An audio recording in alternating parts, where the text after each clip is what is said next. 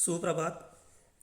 देखिए छात्रों, हम यह 11वां गद्य पाठ भारती का सपूत इसे देख रहे थे। इसके लेखक रांगे राघव जी हैं और इसमें एक जीवनी परक उपन्यास से अंश या यह गद्य लिया गया है।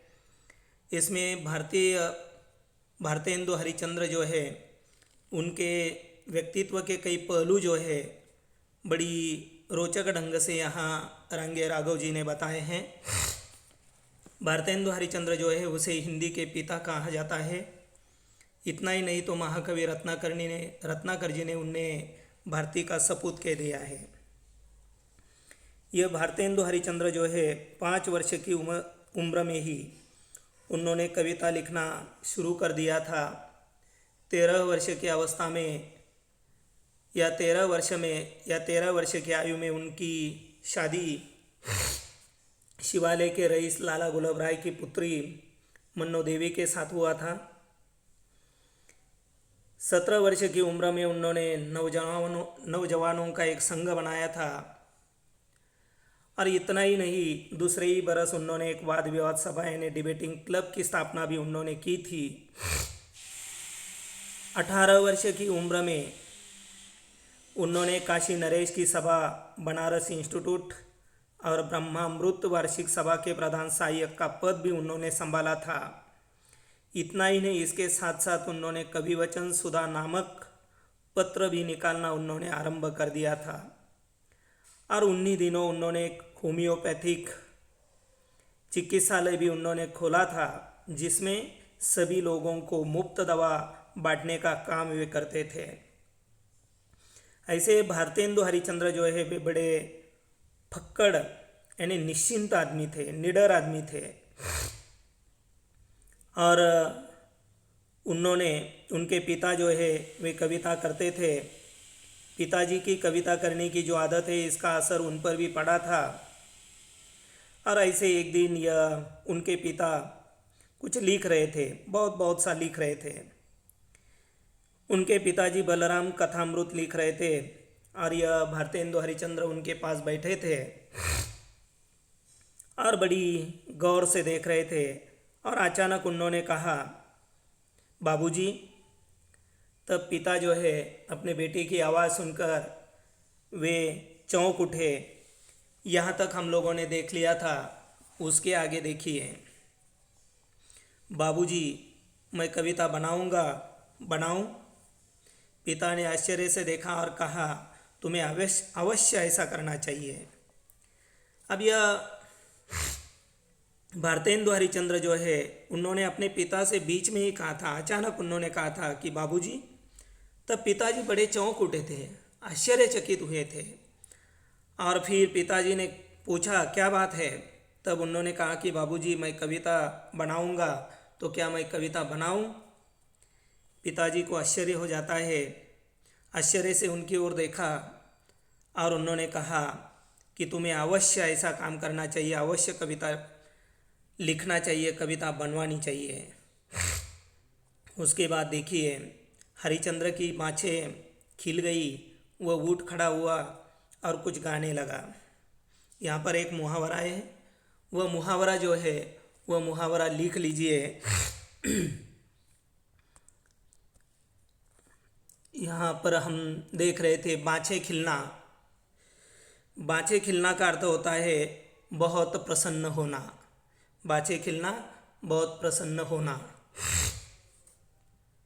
और जब पिताजी ने उनके लिए कविता लिखने की अनुमति दी तब यह भारतेंदु हरिश्चंद्र बहुत ही खुश हुए थे, बड़ी प्रसन्नता उन्हें हुई थी और इसी खुशी में वे उठ कर खड़े हुए और कुछ गुनगुनाने लगे, कुछ गाने लगे। आगे देखिए, पिता ने सुना तो गदगद होकर रो उठे। ये पिता जो है जब वह गुनगुना रहा था, गा रहा था अपना बेटा, यह सुनकर पिता को बहुत ही खुशी होती है। गदगद होना का अर्थ है बहुत प्रसन्न होना। देखिए, बाँछें खिलना, बहुत प्रसन्न होना, गदगद होना, बहुत प्रसन्न होना। कभी कभी देखिए हम भी इतने खुश हो जाते हैं कि हम गदगद हो जाते हैं और हम रो पड़ते हैं। कल्पना कीजिए, अगर आप शिक्षा के कारण कई दूसरे शहर में रह रहे हैं, कई महीनों के बाद आप अगर वापस आते हैं या कोई लड़की होती है, उनकी शादी हुई है, वह ससुराल चली गई है और कई सालों के बाद वह अगर मायके आती है, तो उनके माता पिता भाई को इतनी खुशी होती है कि उन्हें देखकर उनकी आंखों से आंसू निकल पड़ता है। तो ये दुख के आंसू नहीं, खुशी के आंसू होते हैं। उसी प्रकार उनके पिता को बहुत ही खुशी हुई, वे रो पड़े। आगे देखिए, 6वां वर्ष लग रहा था, पिता अपनी कच्छप कथामृत सुना रहे थे, सोरठा पड़ा। यहाँ पर कच्छप कच्छप यानी आपको मालूम है कि भगवान विष्णु ने जो भी अवतार लिए थे, उन अवतारों में कच्छप एक अवतार था। जैसे कृष्ण अवतार है, राम अवतार है, वराह अवतार है, कच्छप अवतार है, ये अलग अलग अवतार है। उनमें से कच्छप ये एक अवतार है और उस पर उन्होंने ये कथामृत जो है वे सुना रहे थे। उसका एक सोरठा यानी छंद, सोरठा यानी छंद, तो वे पढ़ रहे थे। करन चहत जस चारू, कछु कछुआ भगवान को। इस प्रकार का सोरठा, इस प्रकार का छंद भारतेंदु हरिचंद्र के पिताजी ने पढ़ा था। आगे देखिए, महफिल में इसके अर्थ को लेकर चर्चा चल पड़ी। हरिचंद्र सुनता रहा। हठात वह बोल उठा, बाबूजी क्या है बेटा? सब चौंक पड़े हैं। बाबूजी हम इसका अर्थ बता दें। अभी उनके पिता जो है, उन्होंने यह कच्छप कथामृत जो है वे सुना रहे थे, पढ़ रहे थे। उसमें से उन्होंने एक छंद, यहाँ पर उसकी 2 पंक्तियाँ दी है। करन चहत जस चारू, कछु कछुआ भगवान को। इस प्रकार का एक छंद उन्होंने पढ़ लिया। वहाँ जो महफिल थी, महफिल यानी सभा, जो सभा थी, उस सभा में इन पंक्तियों के अर्थ को लेकर चर्चाएं चल रही थी, लेकिन कोई भी उसका ठीक ठीक अर्थ नहीं निकाल रहा था।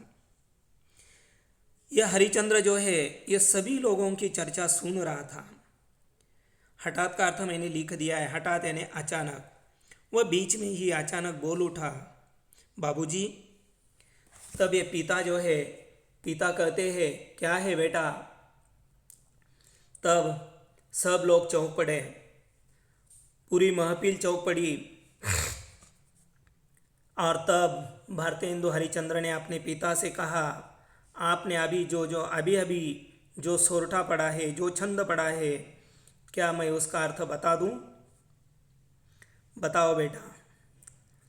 महफिल के लोगों में भी कुतूहल जाग उठा था। बालक ने आतुरता से कहा, आप वह भगवान का जो वर्णन करना चाहते हैं, जिसको आपने कछु छुआ है, अर्थात जान लिया है।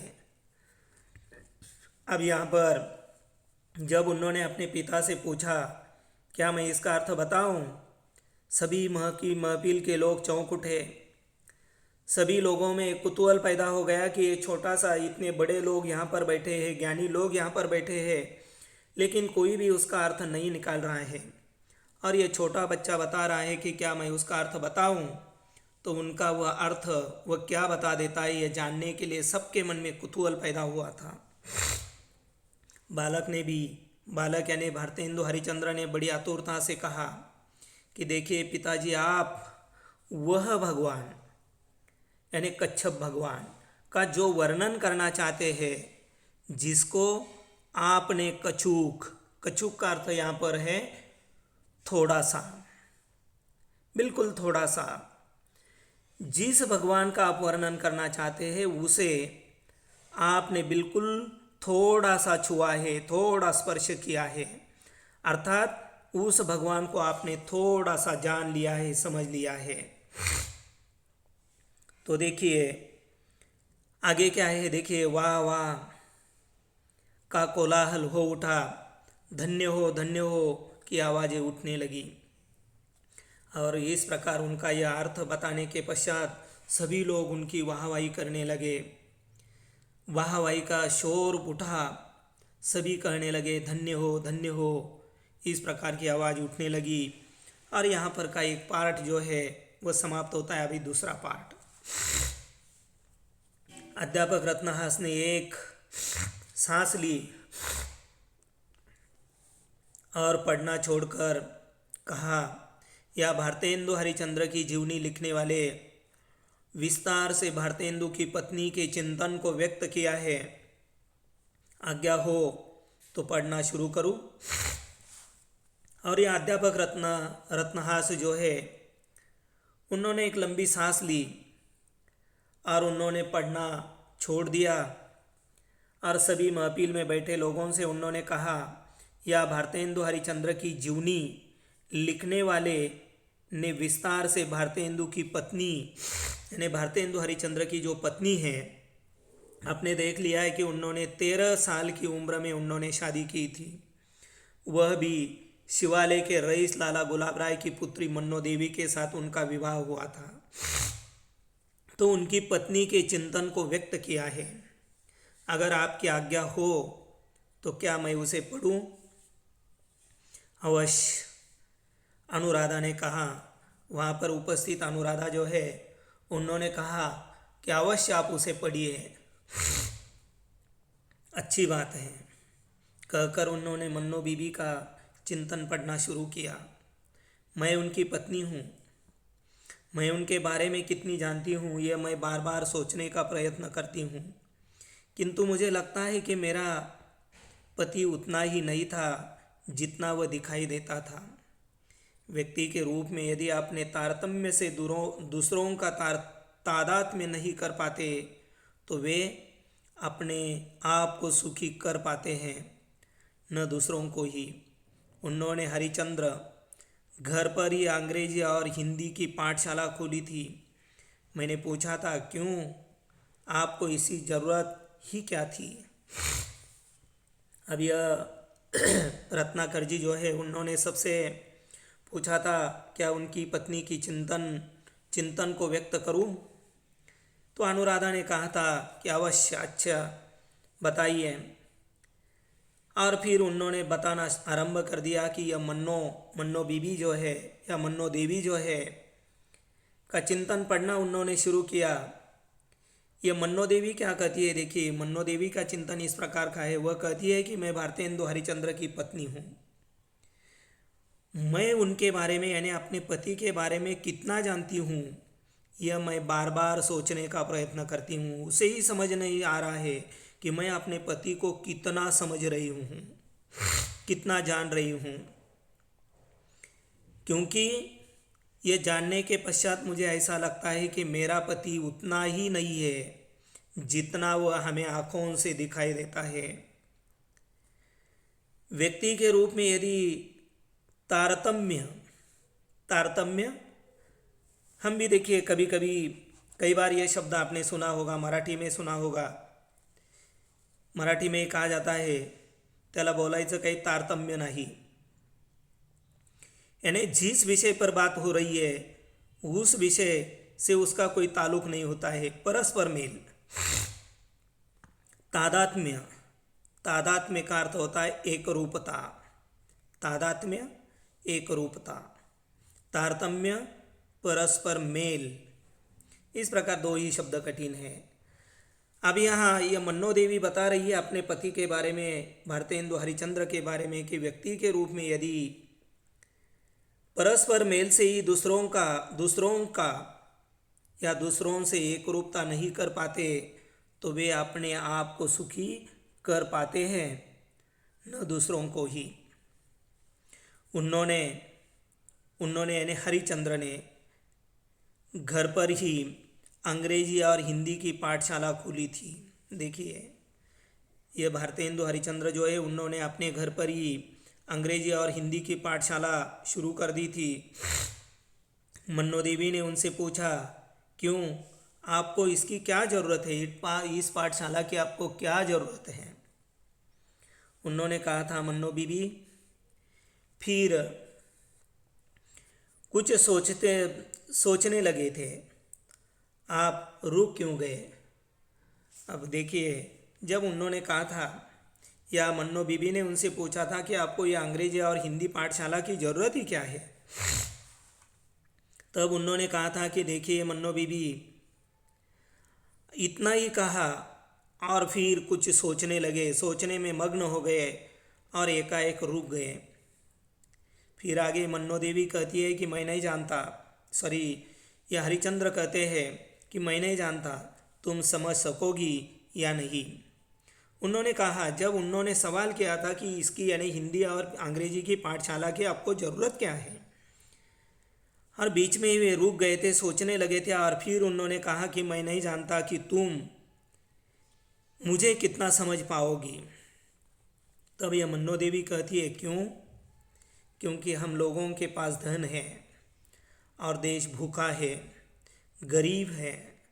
सोचो तो, अंग्रेज़ों के खोले हुए स्कूल है, मिशन के स्कूल है, पर उनमें हमारी संस्कृति नहीं पढ़ाई जाती। अब देखिए, उनकी उम्र ही क्या है, लेकिन वे देश के बारे में, देश के जो गरीब लोग हैं उन गरीब लोगों के बारे में वे सोच रहे थे। और मैंने पहले भी कहा था कि जो बड़े लोग होते हैं, महान लोग होते हैं, उनके लक्षण अलग ही होते हैं। वे आज या कल की बात नहीं सोचते, वे 50 साल 100 साल आगे की बात सोचते हैं।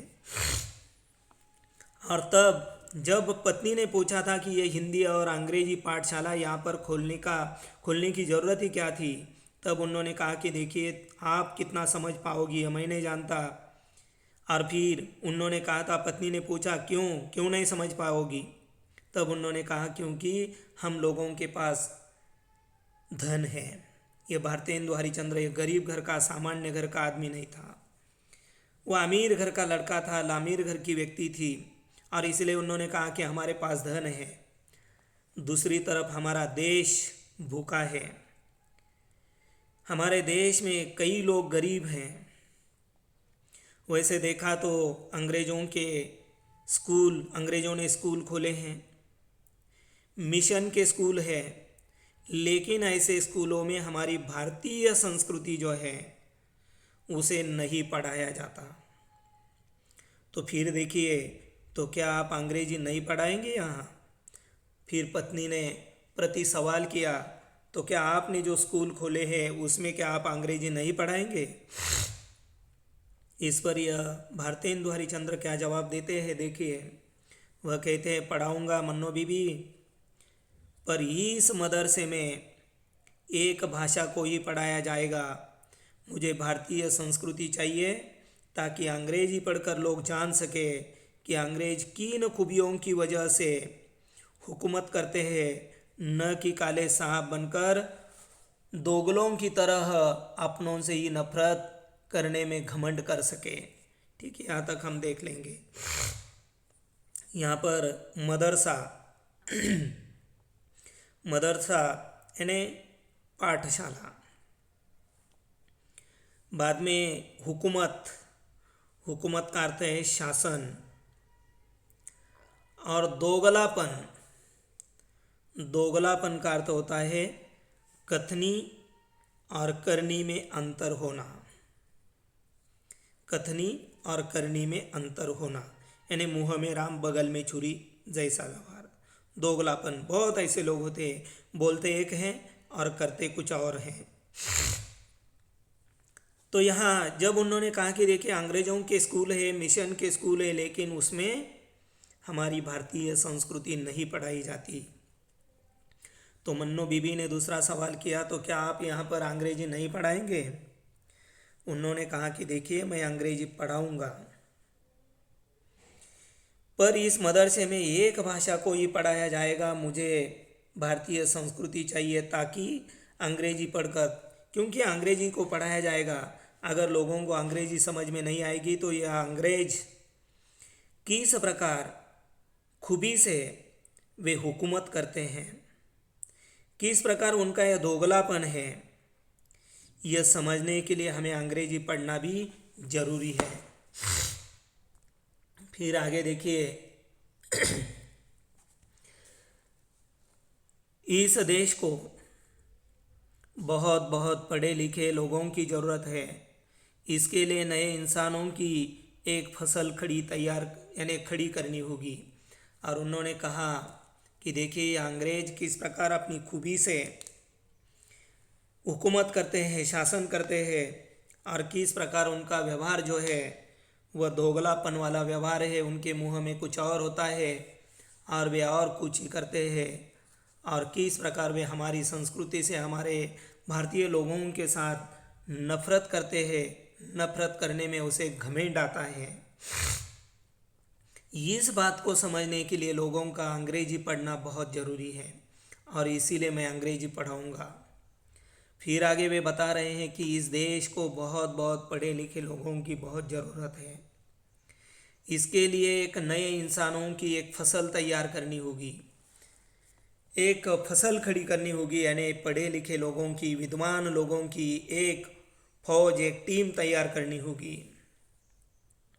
फिर आगे देखिए, मैं उस सब को ठीक से समझ नहीं सकी थी, परंतु उनके मुख पर गहरी वेदना थी।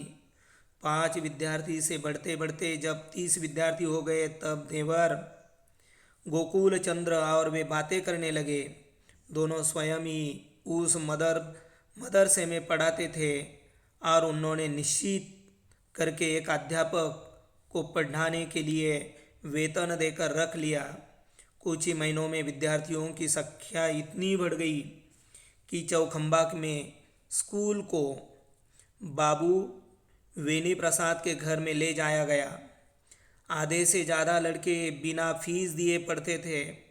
किताबें और कलम मुफ्त में बांटते हुए जब मैं उन्हें देखती थी, तब मुझे लगता था वे बहुत प्रसन्न हो जाते थे। लगता था उनमें कोई उत्साह था। फिर तो वे लड़के को मुफ्त खाना भी बंटवाने लगे। अब यहाँ पर देखिए आगे, यहाँ पर कोई कठिन शब्द है नहीं ही। मैं उस सब को ठीक से समझ नहीं सकी थी। मन्नो देवी जो है वह अपने चिंतन में कहती है कि मैं उनके पति को यानी भारतेंदु हरिश्चंद्र को ठीक से नहीं पहचान सकी थी, परंतु उनके मुख पर गहरी वेदना थी।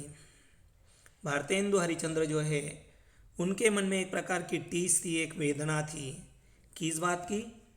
क्योंकि अंग्रेजों द्वारा भारतीयों पर अत्याचार होता जा रहा था। उनकी जो पाठशालाएं, उसमें भारतीय संस्कृति के पाठ नहीं पढ़ाए जाते थे। वे भारतीयों के साथ नफरत करते समय उनमें घमंड होता था। यह सारी बातें, इन बातों को लेकर भारत में कितने लोग गरीब हैं, कई ऐसे लोग हैं जिसे खाने को नहीं मिल रहा है, इन बातों को लेकर उन्हें वेदना थी। जब उन्होंने स्कूल शुरू किया तब 5 विद्यार्थी थे लेकिन आगे ये संख्या बढ़ने लगी, 30 विद्यार्थी हो गए। तब मन्नो देवी के देवर यानी भारतेंदु हरिश्चंद्र के भाई गोकुल चंद्र और वे यानी भारतेंदु हरिश्चंद्र बातें करने लगे। दोनों स्वयं ही उस मदरसे में पढ़ाते थे, और उन्होंने निश्चित करके एक अध्यापक को पढ़ाने के लिए वेतन देकर रख लिया था। देखिए, उन दिनों उन्होंने अपनी ओर से अध्यापक की नियुक्ति की। उन्हें वे अपनी ओर से वेतन दे रहे थे, लेकिन कुछ महीनों के बाद विद्यार्थियों की संख्या इतनी बढ़ गई कि यह चौखंबा में जो स्कूल था, स्कूल को बाबू वेनी प्रसाद के घर में ले जाया गया। आधे से ज़्यादा लड़के जो उसमें थे वे फीस नहीं देते थे, बिना फीस के पढ़ रहे थे। भारतेंदु हरिश्चंद्र उन लड़कों को किताबें और कलम मुफ्त में बांटने का काम करते थे। कलम यानी पेन, लेखनी, ये किताब और लेखनी मुफ्त में देते थे। और जब वे इन लड़कों को ये मुफ्त में बांट रहे थे, तब मैं यानी मन्नो देवी कहती है कि मैं अपने पति को देखती थी, तब लगता था कि यह उनके पति बहुत ही खुश हो जाते थे, बहुत प्रसन्न हो जाते थे। लगता था उनमें कोई उत्साह सा था। फिर तो वे लड़कों को मुफ्त में खाना भी बंटवाने लगे। किताब और लेखनी तो देते ही थे, लेकिन आगे उन्होंने लड़कों को मुफ्त में खाना भी देना शुरू कर दिया। उसके पश्चात देखिए, काश्मीरी मास्टर विश्वेश्वर प्रसाद ने न जाने क्या आज्ञा भंग की कि उन्होंने उसे निकाल दिया। वेनी प्रसाद भी उसी से जा मिला और रातों रात स्कूल घर पर ही उठवा लाए। शत्रुओं ने वही चाल चली कि वे चौखंबा में न दूसरा स्कूल चलाएं, न घर आकर धरना देने पर ही वे रोक सके। इस हलचल में मैंने देखा कि वे नितांत शांत थे। मैंने कहा था, वे लोग नासमझ है, आप क्यों ऐसों के लिए सिर खपाते हैं। अब यहाँ पर भंग भंग करना है ना, आज्ञा भंग की, भंग यानी तोड़ना। चाल चाल यानी हम भी आपस में बोलते समय बोलते हैं, वह तो तिरकी चाल चलता है, वह तो ऐसी चाल चल रहा है। चाल यानी छल। बाद में हलचल, हलचल का अर्थ यहाँ पर शोरगुल। नितांत, नितांत यानी अधिक। और एक मुहावरा लिख लीजिए, सिर खपाना। सिर खपाना का अर्थ होता है ऐसा मानसिक काम करना जिसका कोई लाभ न हो। सिर खपाना यानी ऐसा मानसिक काम करना जिसका कोई लाभ न हो। अब यहाँ देखिए, काश्मीरी मास्टर विश्वेश्वर प्रसाद ने न जाने क्या आज्ञा भंग की कि उन्होंने उसे निकाल दिया। ये जो मास्टर ने यानी एक अध्यापक की जो नियुक्ति की थी, उनका नाम था विश्वेश्वर प्रसाद। लेकिन उन्होंने कोई आज्ञा जो है आज्ञा तोड़ी थी, जिसकी वजह से उसे निकाल दिया गया। अभी वेनी प्रसाद भी उन्हीं से जाकर मिले थे। रातों रात ये स्कूल वहाँ से उठाकर अपने घर लाना पड़ा। अभी यह शत्रु जो है, शत्रुओं ने भी वही छल उनके साथ किया, वही चाल चली। वे चौखंबा में न दूसरा स्कूल चलाए। उन्होंने बता दिया कि चौखंबा में दूसरा स्कूल न चलाए, और इतना ही न चलाए देने की वजह से घर आकर धरना भी नहीं दे सकते। और इस प्रकार का ये जो शोरगुल है, वह शोरगुल, यह हलचल मन्नो देवी कहती है कि मैंने देखी थी। तब ये भारतेंदु हरिश्चंद्र अधिक शांत हो गए थे। तब मन्नो देवी कहती है कि मैंने अपने पति से कहा कि ये जो लोग हैं वे लोग नासमझ हैं, और ऐसे लोगों के लिए आप क्यों यह मानसिक काम कर रहे हो, मानसिक तकलीफ ले रहे हो। इस पर वे क्या कहते हैं, देखिए,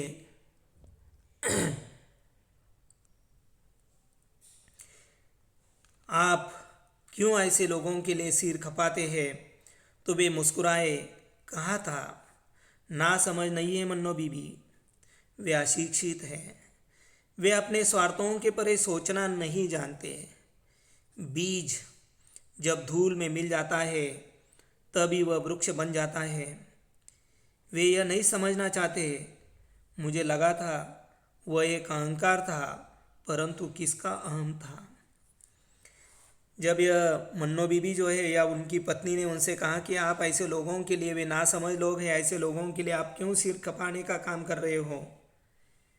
इस पर भारतेंदु हरिश्चंद्र हंसते हैं, मुस्कुराते हैं, और मुस्कुराते हुए उन्होंने कहा कि वे लोग नासमझ नहीं है मन्नो बीबी, वे अशिक्षित हैं, और वे अपने स्वार्थों के परे, यानी उन्हें सिर्फ अपना स्वार्थ दिखाई दे रहा है। उन्हें अपने स्वार्थों से अलावा, स्वार्थ के अलावा सोचना चाहिए, लेकिन स्वार्थ के अलावा वे नहीं सोच रहे हैं। इसके लिए उन्होंने बीज का उदाहरण दिया है।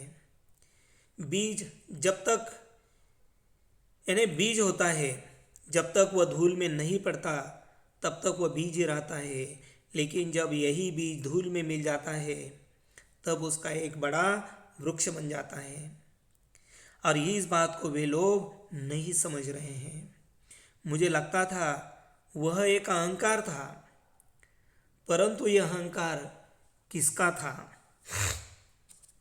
तो इस प्रकार यहाँ तक हम लोगों ने ये देख लिया है।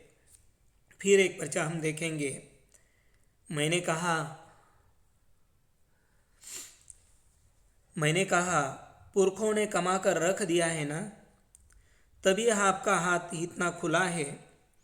उन लोगों को अपनी ही मेहनत से धन कमाना पड़ता है, तभी वे लोग एक एक पैसा दांत से पकड़ कर चलते हैं।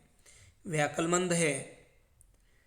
आदमी जिस पेड़ पर बैठा होता है उसे ही तो नहीं काटता। अब यहाँ देखिए, पुरखों का अर्थ है पूर्वज। बाद में एक मुहावरा लिख लीजिए, पैसा दांत से पकड़कर चलना या पैसा दांत में पकड़ना का अर्थ होता है कंजूसी करना। का अर्थ क्या होता है? कंजूसी करना।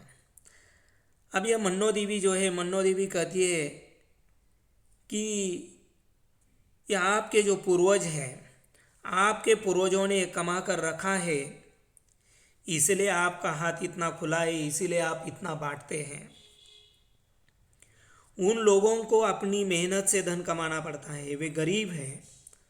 आपको काम करने की ज़रूरत नहीं, क्योंकि आपके पूर्वजों ने बहुत ही कमा कर रखा है।